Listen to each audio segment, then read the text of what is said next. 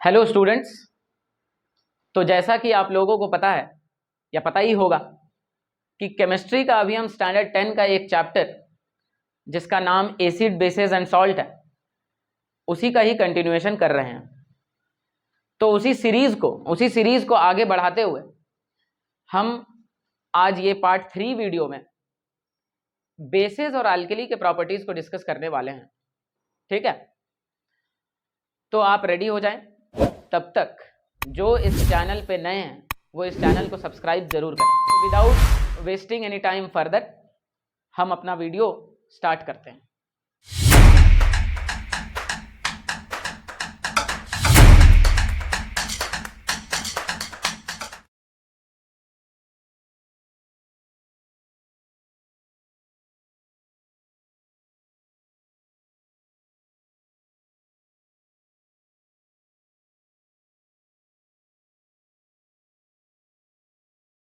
तो starting videos में आपने देखा होगा, इस सीरीज का ही जो पार्ट 1 है उसमें आप लोगों ने देखा होगा कि जब बेसेस के बारे में मैंने बताया तो बेस और एल्कली में स्लाइट डिफरेंस है, वो भी मैंने आपको डिस्कस किया था।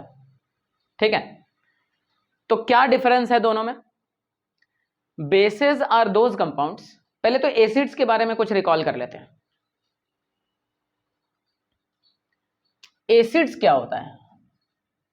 Acids are those compound which on dissociation in its aqueous solution result in the formation of H+ ion. वैसे तो हाइड्रोनियम आयन होता है, लेकिन क्योंकि एसिड के पास तो H+ ही होता है, वाटर के साथ मिलके भले वो हाइड्रोनियम आयन बना लेता है। तो क्या समझा? एसिड से H+ आयन निकलता है, तो ऐसा कोई कंपाउंड जो एसिड H+ आयन जो निकाला है उसके साथ रिएक्ट करके कुछ सॉल्ट का फॉर्मेशन कर सके, उसको बेस कहा जाएगा। क्या कहा जाएगा? बेसेस आर दोज कंपाउंड्स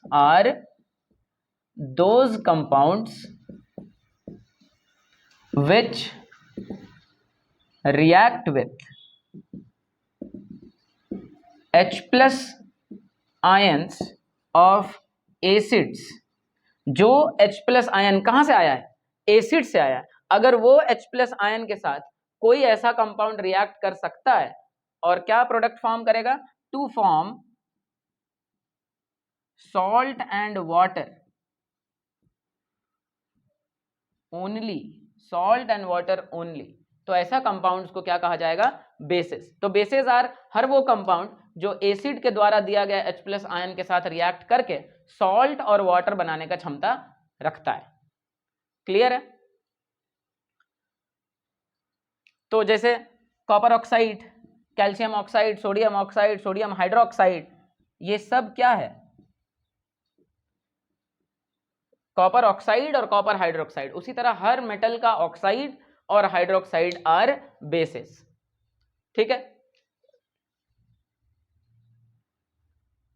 लेकिन एल्कली क्या है? Alkali are water soluble bases. Water soluble bases. Alkali are water soluble bases. हर वो बेस जो वाटर में सॉल्यूबल है उसको कहा जाएगा एल्कली। तो पीरियोडिक टेबल वाला चैप्टर में अगर आप ध्यान दिए हैं तो ग्रुप 1 एंड ग्रुप 2 का नाम क्या है? ग्रुप 1 जो मेटल्स है और ग्रुप 2 मेटल्स का नाम क्या है? Group 1 are known as alkali metals. क्यों? क्योंकि ये जो बेस बनाता है, जो ग्रुप 1 का मेटालिक है, मेटालिक ऑक्साइड या हाइड्रोक्साइड का जो बेस है, they are soluble in water, इसीलिए इसको कहा जाता है एल्कली मेटल। ग्रुप 2 का नाम क्या है? Alkaline earth metal. तो अर्थ मेटल क्योंकि अर्थ में पाया जाता है, वहां हम जाएंगे नहीं, है कि नहीं? अल्कली और अल्कलाइन से ही हमारा काम है। तो ये दोनों मेटल का जो ऑक्साइड्स है वो soluble in water, they form their respective hydroxides. तो वही क्या कहलाता है? एल्कली कहलाता है।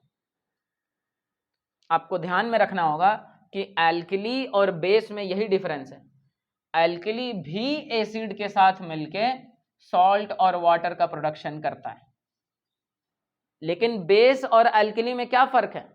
बेस और एल्कली में यही फर्क है कि एल्कली जब वाटर में डिसॉल्व हो जाता है तो वो अपना डिसोसिएशन करके OH माइनस आयन का फॉर्मेशन करता है, OH माइनस आयन। बेस में लेकिन OH माइनस आयन हो भी सकता है, नहीं भी हो सकता है। जैसे कॉपर ऑक्साइड में OH माइनस आयन नहीं है क्या? नहीं है, लेकिन कॉपर हाइड्रोक्साइड में दोनों बेस है। क्लियर है? तो ये वाटर सॉल्यूबल है, ये वाटर सॉल्यूबल नहीं। तो those compounds which react with H plus ion of acids to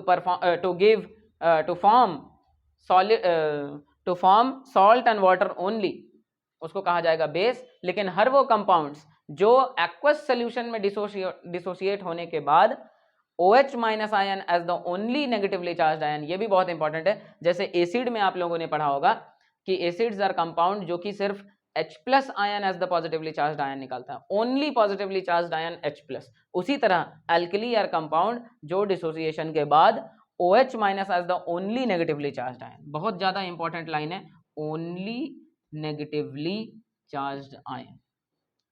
clear है? तो एल्कली क्या है?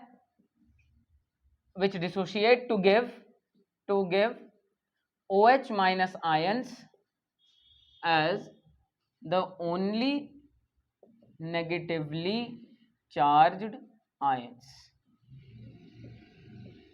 ठीक है? हर वो कंपाउंड जो वाटर में डिसोशिएट होने के बाद पॉजिटिव आयन पता नहीं क्या क्या बना सकता है, लेकिन OH माइनस आयन ही इकलौता पॉजिटिवली नेगेटिवली चार्ज्ड आयन होगा। क्लियर है? जैसे NaOH एक्वस वाटर में डिसॉल्व है, मतलब जब ये डिसोशिएट करेगा तो क्या मिलेगा? Na plus plus OH minus. ठीक है? तो NaOH is an alkali. NaOH वैसे तो सबसे स्ट्रॉन्ग एल्कली है, वो अभी हम पढ़ेंगे क्लासिफिकेशन में। ठीक है? वैसे MgOH होल ट्वाइस वैसे ही MgOH होल ट्वाइस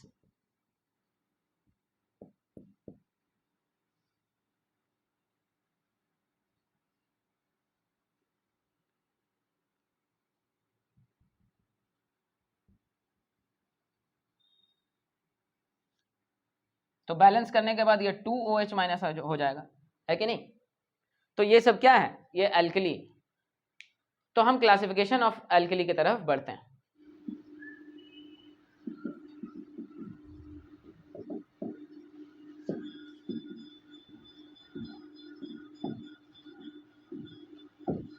क्लासिफिकेशन ऑफ बेसिस और एल्कली। जैसे कि एसिड्स का क्लासिफिकेशन हमने पढ़ा था कि सोर्स के आधार पे, कंपोजिशन के आधार पे, कंस्टिट्यूएंट के आधार पे, है ना, स्ट्रेंथ के आधार पे, कंसंट्रेशन के आधार पे और बेसिसिटी के आधार पे।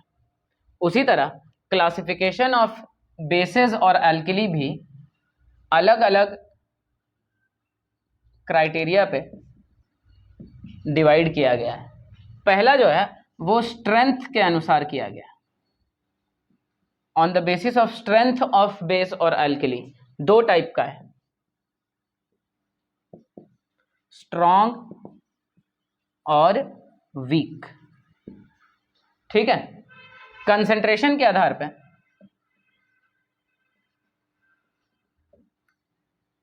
कंसंट्रेशन के आधार पे अगर देखें तो दो टाइप का है,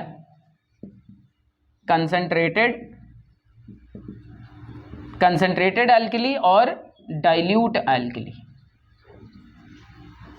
ठीक है? और एसिडिटी के आधार पे, एसिडिटी के आधार पे, तो एसिडिटी के आधार पे तो बहुत है कि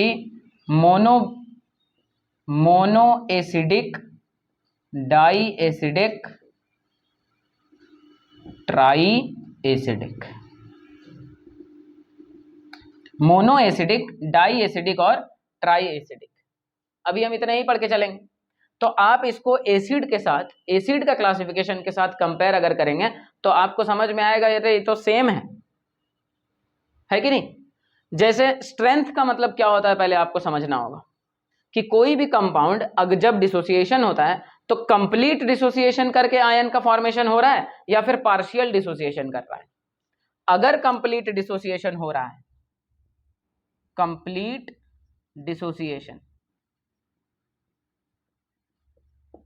आपको डिसोसिएशन का मतलब एसिड्स वाले चैप्टर में मिल जाएगा। डिसोसिएशन का मतलब होता है splitting into ions. Complete dissociation, जो जैसे NaOH अगर डिसोसिएट होके पूरा कंप्लीटली कन्वर्टेड इनटू आयंस, इसका मतलब ये स्ट्रांग है, इसका स्ट्रेंथ ज्यादा है। लेकिन अगर कोई ऐसा कंपाउंड है जो डिसोसिएट होने के बाद थोड़ा आयंस का फॉर्मेशन करता है और कुछ खुद मॉलिक्यूल्स के फॉर्म में रह जाता है, उसको कहा जाता है पार्शियल डिसोसिएशन, इनकम्प्लीट डिसोसिएशन। ठीक है, तो वीक, अगर कंप्लीट डिसोसिएशन होने से कोई एक कंपाउंड, यहां पर क्योंकि हम बेस और अल्कली की बात कर रहे हैं तो उसी को पकड़ के चलेंगे, तो कोई एक अल्कली स्ट्रॉन्ग अल्कली बनता है, तो अगर पार्शियल डिसोसिएशन होगा, इनकम्प्लीट डिसोसिएशन होगा, तो वो क्या हो जाएगा, वीक होगा। जैसे NH4OH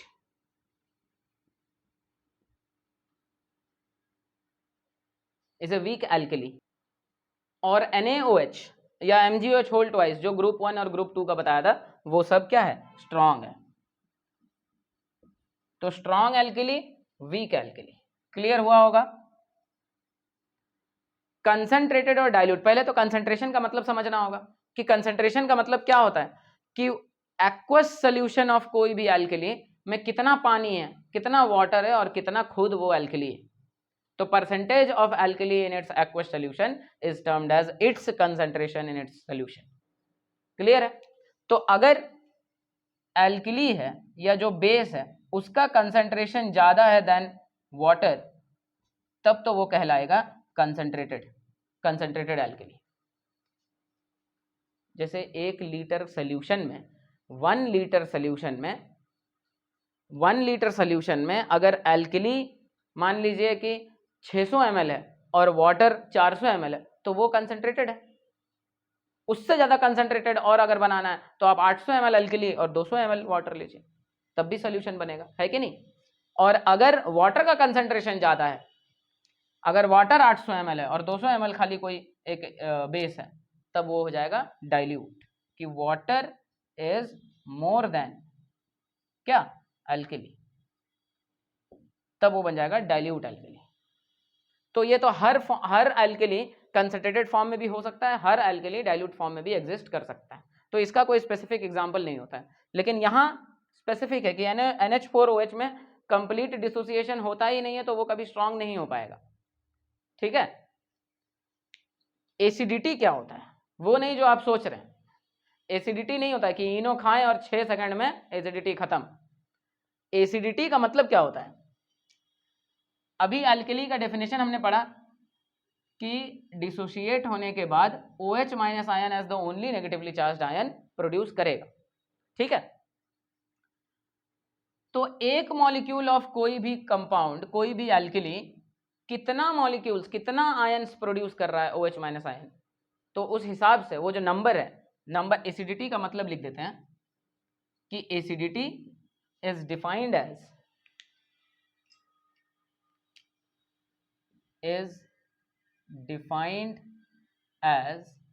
number of OH- ions produced per molecule of an alkali,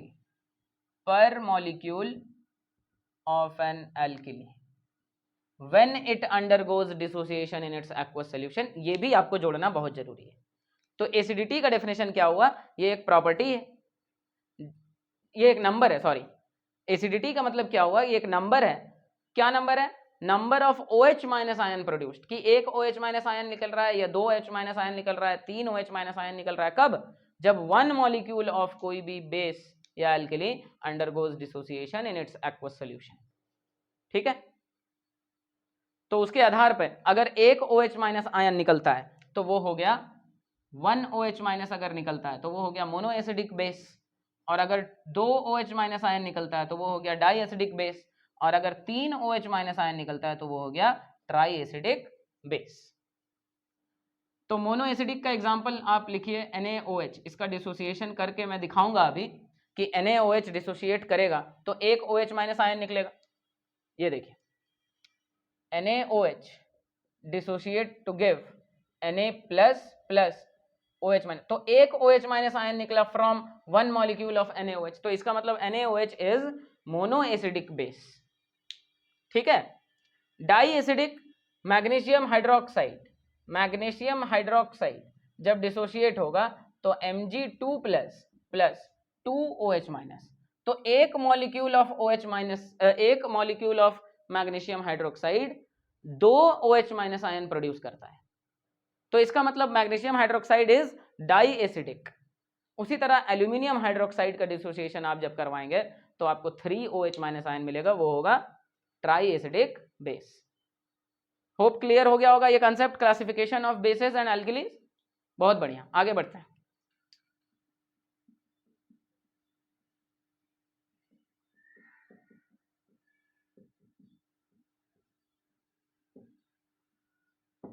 preparation of basis, तो बेसिस या एल्कली आप मान के चलिए, दोनों वर्ड साथ ही बोलना बहुत मुश्किल हो जाता है ना। तो प्रिपरेशन ऑफ बेसिस, तो पहले तो आप बेस का मतलब समझिए, मैं बहुत बार बोल चुका हूं कि all metallic oxides and hydroxides, all metallic oxides and hydroxides are bases. ये बहुत जरूरी है। बेस किसको, ये तो चलिए उसका डेफिनेशन के आधार पे कि कोई H+ आयन के साथ अगर रिएक्ट करके सॉल्ट और वाटर बना रहा है तो वो बेस है, या फिर वाटर के साथ डिसोशिएट जब करता है तो OH- आयन प्रोड्यूस अगर कर रहा है तो वो बेस है। लेकिन आप देखते साथ ही कैसे पहचान पाएंगे कि ये बेस है? अगर वो मेटल का ऑक्साइड या हाइड्रोक्साइड है, इसका मतलब वो बेस है। ठीक है। तो एक बार अगर आपको पता चल जाए कि मेटालिक ऑक्साइड और हाइड्रोक्साइड ही बेस होता है, तो आप बेस का फॉर्मेशन सबसे आसान तरीका यही होगा कि कोई एक मेटल लिया और उसको किसके साथ रिएक्ट करवा दिया, ऑक्सीजन के साथ, तो वो अपना मेटालिक ऑक्साइड बनाएगा कि नहीं? बनाएगा कि नहीं? बिल्कुल बनाएगा। मेटालिक ऑक्साइड बनाएगा, क्योंकि मेटल और ऑक्सीजन रिएक्ट करके मेटालिक ऑक्साइड नहीं बनाएगा तो क्या बनाएगा, है ना? तो यही मेटालिक ऑक्साइड बेस है। तो metal plus oxygen gives base. ये आपका पहला मेथड ऑफ प्रिपरेशन हुआ, फर्स्ट मेथड ऑफ प्रिपरेशन। कोई भी मेटल ले लेने का है। Iron, iron plus oxygen gives Fe2O3, iron plus oxygen gives FeO, FeO, iron plus oxygen gives Fe3O4। तो ये सब आयरन का ही ऑक्साइड है और ये तीनों बेस है। आप इसको स्टेबल बोल रहा हूं, क्या इक्वेशन होता है यार? हाँ, आप इसको बैलेंस करते रहिएगा। तो कोई भी मेटल ले लेना है, यहां मैंने आयरन लिया है, आप मैग्नीशियम, सोडियम, एल्यूमिनियम, जिंक, कुछ भी ले सकते हैं। तो आयरन प्लस ऑक्सीजन या कोई भी मेटल प्लस ऑक्सीजन गिव्स उसी का ही मेटालिक ऑक्साइड, मतलब एक बेस का फॉर्मेशन कर रहे हैं। Next process of preparation of basis,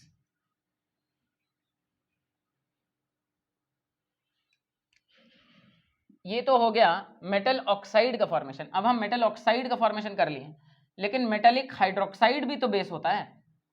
तो हाइड्रोक्साइड बनाने के लिए क्या किया जाएगा? कोई भी मेटालिक ऑक्साइड को लेके अगर उसमें वाटर डिसॉल्व कर दिया जाए, वाटर में मेटालिक ऑक्साइड को डिसॉल्व करवा दिया जाए, तो वो बना लेगा मेटालिक हाइड्रोक्साइड।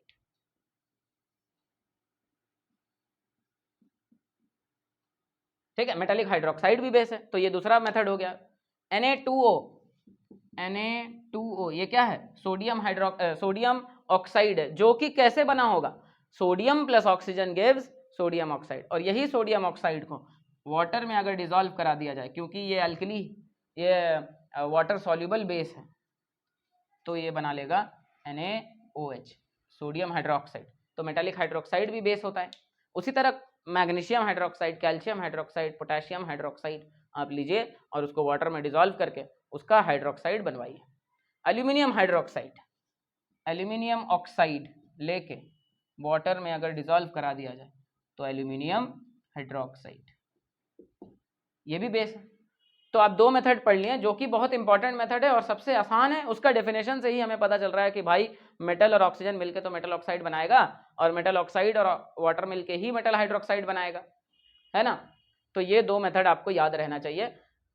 केमिकल इक्वेशन उतना इंपॉर्टेंट नहीं है जितना इंपॉर्टेंट वर्ड इक्वेशन आपके लिए। अगर वर्ड इक्वेशन आपको याद है तो आप इससे रिलेटेड 1000 केमिकल इक्वेशन बना सकते हैं। तो तीसरा है precipitation reaction. Precipitation reaction, precipitation का मतलब सॉल्यूबल नहीं है अगर कोई कंपाउंड, तो जब कोई दो चीज रिएक्ट किया और जो ऐसा कुछ नया बन रहा है जो सॉल्यूबल नहीं है तो वो नीचे जाके बैठ जाएगा और वही उसको कहा जाता है प्रेसिपिटेट के फॉर्म में बैठता है ना, और प्रोसेस को कहा जाता है प्रेसिपिटेशन। तो हमें एक ऐसा एल्केली का प्रोडक्शन करना है जो प्रेसिपिटेट के फॉर्म में निकले। इसका मतलब वो इनसॉल्यूबल होना चाहिए। एल्केली मतलब क्या, हाइड्रोक्साइड। और आपको एक लाइन में बता दूं, यही मंत्र है जो अभी मैं बताने वाला हूं। ये कहता है कि all hydroxides are insoluble, all hydroxides are insoluble except sodium का हाइड्रोक्साइड, पोटेशियम का हाइड्रोक्साइड एंड अमोनियम का hydroxide. Potassium hydroxide, sodium hydroxide और अमोनियम का हाइड्रोक्साइड छोड़ के हर मेटालिक हाइड्रोक्साइड्स आर इनसॉल्यूबल। ठीक है, अगर ये याद है आपको तो आप अब क्या करिए, एक सॉल्यूबल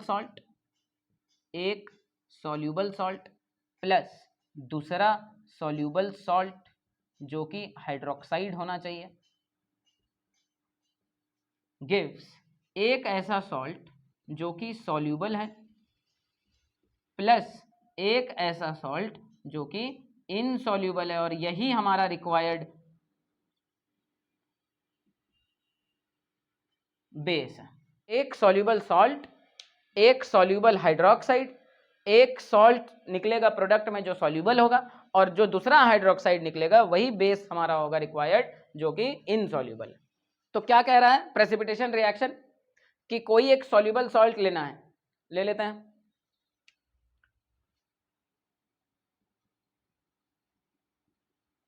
मैग्नीशियम क्लोराइड सॉल्यूबल है प्लस सॉल्यूबल हाइड्रोक्साइड। अभी मैंने लिखा कि ऑल हाइड्रोक्साइड्स आर इनसॉल्यूबल, लेकिन NaOH, KOH और NH4OH जो है वो सॉल्यूबल होता है, तो NaOH ले लेते हैं।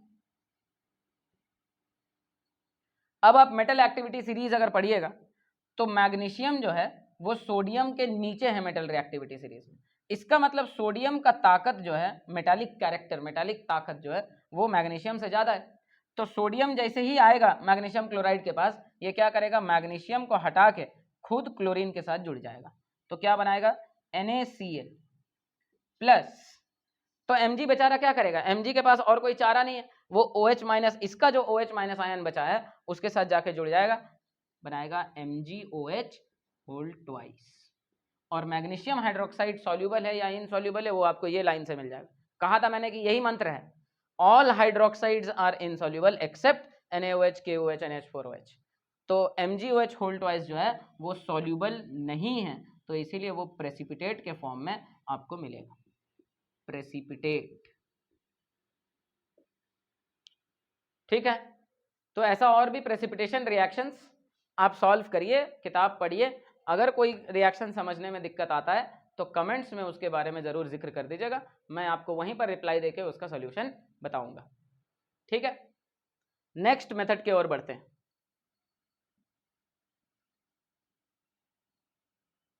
जो आपका नेक्स्ट प्रोसेस है वो है कि कोई कार्बोनेट या नाइट्रेट को डिसोसिएट करवाएंगे तब भी हमें एक बेस का प्राप्ति हो पाएगा।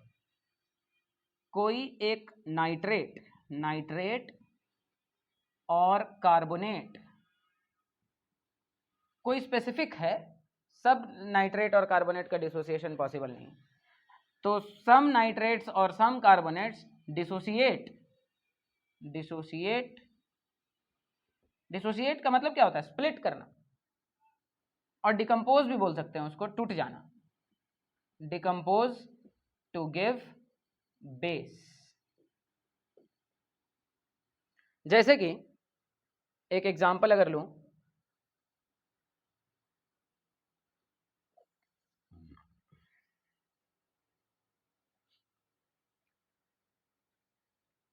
तो लेड नाइट्रेट एक ऐसा नाइट्रेट है PbNO3 होल ट्वाइस, जो खुद decomposition on heat, thermal decomposition कहा जा सकता है, क्योंकि हीट देके उसको डिकम्पोज करवाया जा रहा है ना, तो थर्मल डिकम्पोजिशन वो एक बेस का फॉर्मेशन करेगा जिसका नाम है लेड ऑक्साइड, प्लस कुछ और प्रोडक्ट भी निकलेगा, नाइट्रोजन डाइऑक्साइड और ऑक्सीजन। ठीक है, उसी तरह लेड कार्बोनेट को अगर आप डिसोसिएट करवाएंगे तब भी आपको लेड ऑक्साइड और नाइट्रोजन डाइऑक्साइड कह रहा हूं, कार्बन डाइऑक्साइड का फॉर्मेशन होगा। तो ये रहा आपका methods of preparation of basis. Hope आपको समझ में आया होगा। तो हम नेक्स्ट जो कि फिजिकल प्रॉपर्टीज ऑफ बेसिस है उसके तरफ बढ़ते हैं।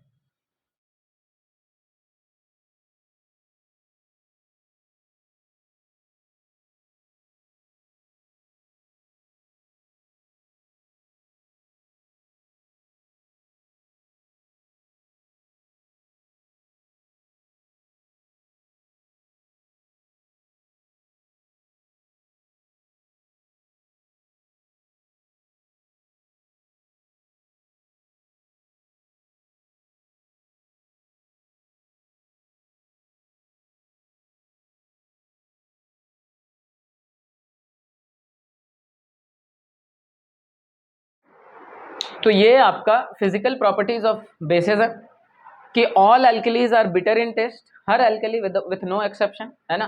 तो ये सब आपको याद रखने का है कि स्ट्रॉन्ग एल्कलीज NaOH और KOH, जिसको कॉस्टिक एल्कलीज भी कहा जा सकता है, are corrosive in nature, corrode कर देगा, जहां पर भी पड़ेगा वो एरिया को खराब करने लग जाएगा, है ना।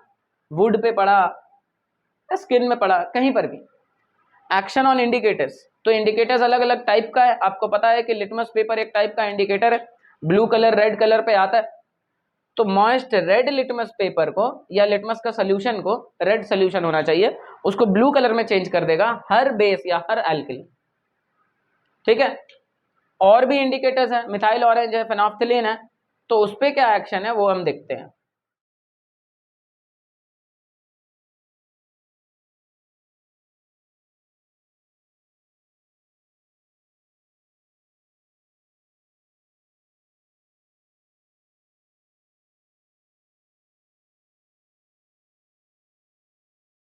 ये दो और इंडिकेटर है, जिसको मिथाइल ऑरेंज नाम से पता चल रहा है कि उसका कलर ऑरेंज होगा, उसको ये येलो कलर में चेंज कर देगा। और अगर एसिड में आपको ध्यान होगा, मिथाइल ऑरेंज का कलर पिंक में चेंज हो जाता था, तो यही इंडिकेटर है। मिथाइल ऑरेंज लिया, कोई एक कंपाउंड उसमें डाला, अगर उसका कलर येलो हो गया इसका मतलब वो बेसिक कैरेक्टर का है, और अगर उसका कलर पिंक हो गया इसका मतलब वो एसिडिक है। उसी तरह फेनोल्फ्थालीन दो फॉर्म में एग्जिस्ट करता है, एक का कलर कलरलेस होता है, एक का कलर पिंक होता है।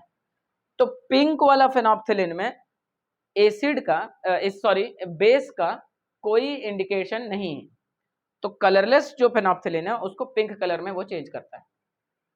और पीएच वैल्यू क्या होगा, pH value of basis, pH क्या होता है अगर आपको पता होगा तो मेरे साथ दोहराइएगा कि pH is defined as negative logarithm of hydrogen ion concentration in its aqueous solution. तो pH वैल्यू ऑफ बेसिस क्या होगा, greater than 7, greater than 7। Acid का pH वैल्यू क्या होता था, लेस देन 7, और 7 जो है वो न्यूट्रल pH है जो कि वाटर का होता है। Chemical properties of basis, chemical properties क्या होता है, बेस दिखता कैसा है, उसका नेचर कैसा है, वो फिजिकल प्रॉपर्टी में पढ़ते हैं।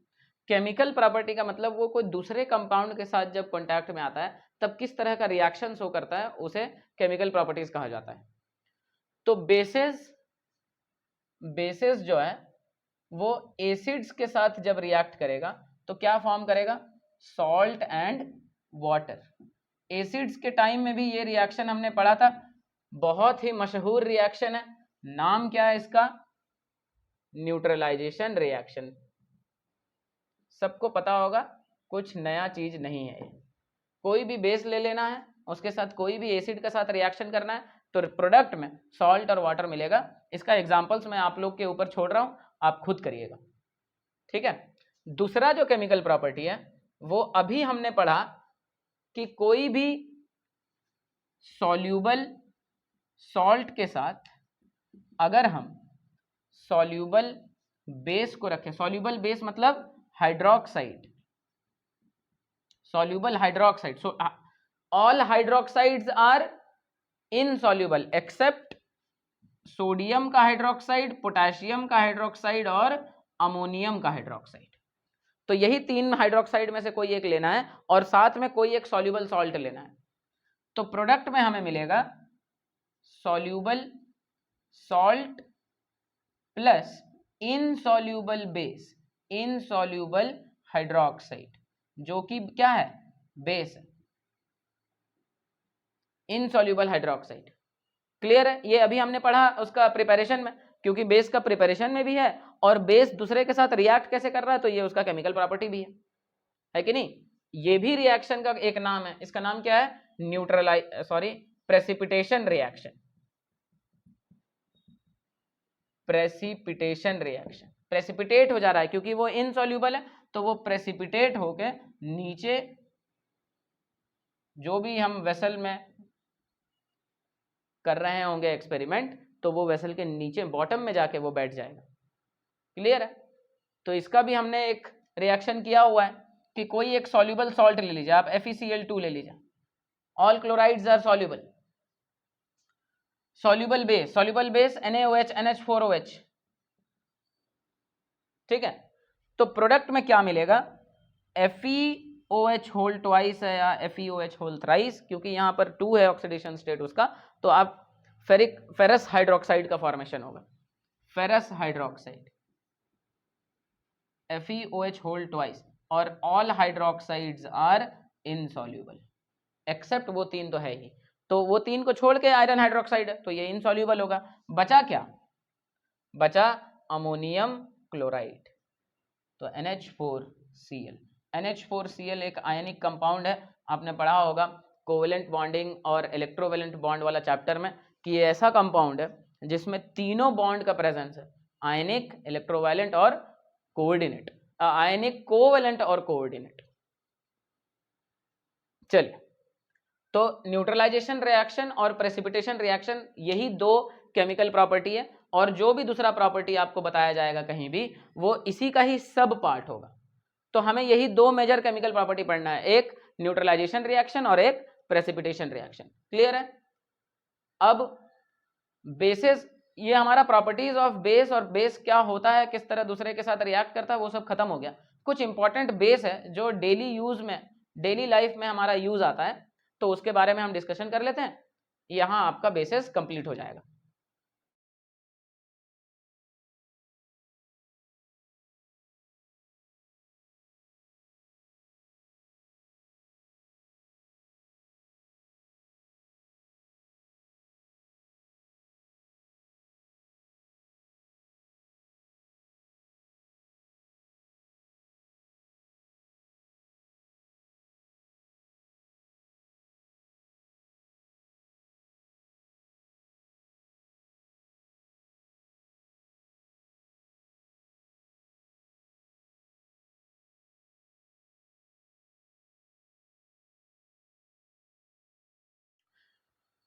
तो ये कुछ कॉमन बेसिस है जिसका यूज यहां पर लिखा हुआ है, हम डिस्कस कर लेते हैं। डेली लाइफ में इसका बहुत, डेली लाइफ में इसका बहुत यूजेस है, ठीक है। सोडियम हाइड्रोक्साइड क्या करता है, मैन्युफैक्चर ऑफ सोप, साबुन बनाने में मदद करता है। अब इसको समझाऊं क्या, ठीक है, ये याद रखने वाला चीज है ना। कैल्शियम हाइड्रोक्साइड ब्लीचिंग पाउडर बनाने में मदद करता है। ब्लीचिंग पाउडर आप जानते ही हैं क्या होता है, सॉफ्टनिंग वाटर, ये समझाने का चीज है कि हार्ड वाटर क्या होता है।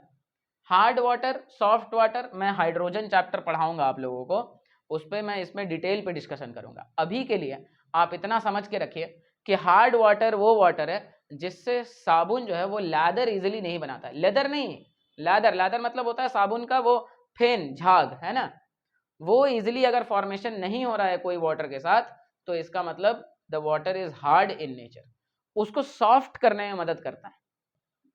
अब सॉफ्ट वाटर का कंपोजिशन क्या होता है, हार्ड वाटर का कंपोजिशन क्या होता है, ये हम कभी और डिस्कशन करेंगे।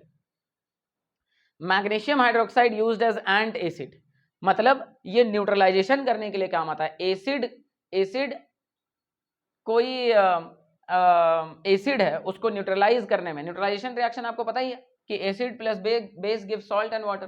तो एंट एसिड है, ये एंटीडोट है, एसिड का ऑपोजिट है। वैसे तो सभी होते हैं लेकिन ये जो है वो सबसे ज्यादा है। Aluminium hydroxide used as fire extinguishers, याद कर लीजिएगा।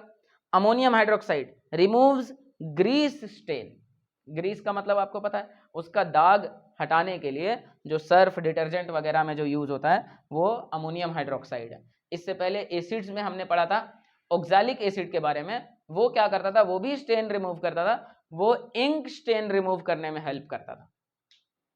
ठीक है, तो ये एसिड्स हैं, ये कुछ बेसेस हैं जिनका यूज लिखा हुआ है, आप इसको नोट डाउन कर लीजिएगा। और हमने जितना भी पढ़ाई किया है, चाहे वो पार्ट 1 का हो, पार्ट 2 का हो, पार्ट 3 का हो, या जो भी हम आगे पढ़ने वाले हैं, उन सब रेस्पेक्टिव वीडियोस के नीचे आपको वो कंटेंट का पीडीएफ फॉर्मेट मिल जाएगा, आप वहां से नोट्स अपना बना सकते हैं। ठीक है, तो यहां बेसिस का समाप्ति हुआ। एसिड्स हम पहले ही पढ़ चुके हैं, है ना। सॉल्ट्स के बारे में भी कुछ डिस्कशन हमने किया ही है, और अभी तक हर लेक्चर में हमने पढ़ा है कि सॉल्ट का फॉर्मेशन एक रिएक्शन से किया जा सकता है जिसको न्यूट्रलाइजेशन रिएक्शन कहते हैं, कि acid plus base give salt and water. और पहला वाला पार्ट में हमने ये भी पढ़ा था कि salts are those compounds which contains positive ion other than hydrogen ion H+ ion and negative ion other than OH- ion. तो इसी को और एक्सटेंड करते हुए मैं पार्ट 4 पे सॉल्ट्स के बारे में डिस्कशन करूंगा। तो अगर एसिड्स बेसिस सॉल्ट जो करने वाला हूं मैं, एसिड्स बेसिस के बारे में कंप्लीट हो चुका है। अगर ये अच्छा लगा है वीडियो तो इसे शेयर करें और बाकी वीडियोस भी देखें, और ज्ञान स्मिथ चैनल को सब्सक्राइब जरूर करें, क्योंकि आगे जो वीडियोस आने वाले हैं वो फिजिक्स के ऊपर भी होने वाले हैं, वो फिजिक्स के टॉपिक्स के ऊपर भी होने वाले हैं, मैथ, बायोलॉजी, है ना। तो कोई भी वीडियो को मिस ना करते हुए आप सबका कंसेप्ट क्लियर कर पाएं, इसलिए चैनल को सब्सक्राइब जरूर करें। Thank you.